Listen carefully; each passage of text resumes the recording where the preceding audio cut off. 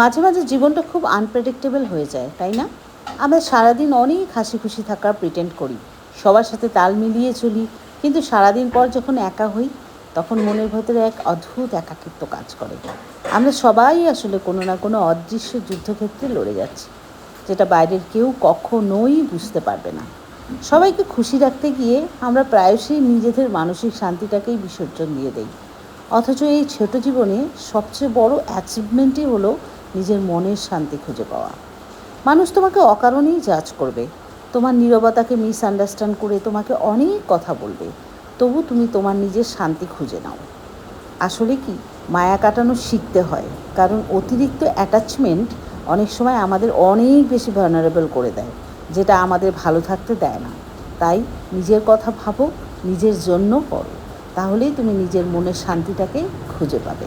সবাইকে বাদ দিয়ে সেটা করতে বলছি না, সবাইকে নিয়েই করো, কিন্তু কারো মায়ায় জড়িয়ে তার জন্য নিজের সবটুকু বিসর্জন দিয়ে দিও না। সকালবেলা ঘুম থেকে উঠেই যা যা কাজ করার করেছিলাম, কিন্তু বেশ কিছুদিন থেকেই না এখানকার ওয়েদারটা বেশ ঠান্ডা ঠান্ডা। ঝড় বৃষ্টি লেগেই আছে, প্রতিদিন রাতেই বৃষ্টি হচ্ছে, সকালবেলা একদম মেঘলা কুয়াশা ভরা দিন থাকে। ফ্রিজে দেখলাম 2 পিস মাছ রয়ে গেছে, তো সেগুলোকে আলু বেগুন দিয়ে ঝোল করে নিলাম। মাছের ঝোল করতে করতে দেখলাম ফ্রিজে একটুখানি কালকে রাতের ভাতও বেঁচে গেছে।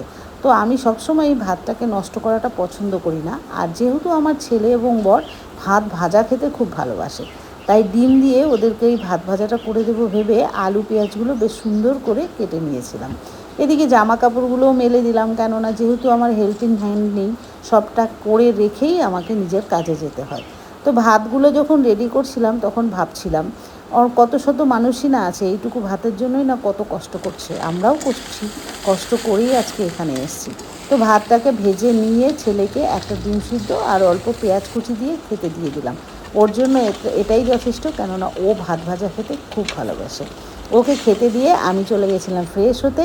ফ্রেশ হয়ে এসে আমিও কিছুটা খাবার নিয়ে বসে গেছিলাম, কেননা আমাকে সময় মতো কাজে যেতে হবে। এগুলো করে আমি কাজে চলে গেছিলাম। আর আমার এই মিনি ব্লগটা তোমাদের কেমন লাগলো অবশ্যই কিন্তু তোমরা জানাবে। ভালো লাগলে ফেসবুক থেকে দেখলে ফলো করে নিও, আর ইউটিউব থেকে দেখলে সাবস্ক্রাইব করে নিয়ে আমার পাশে থেকো। ধন্যবাদ তোমাদের।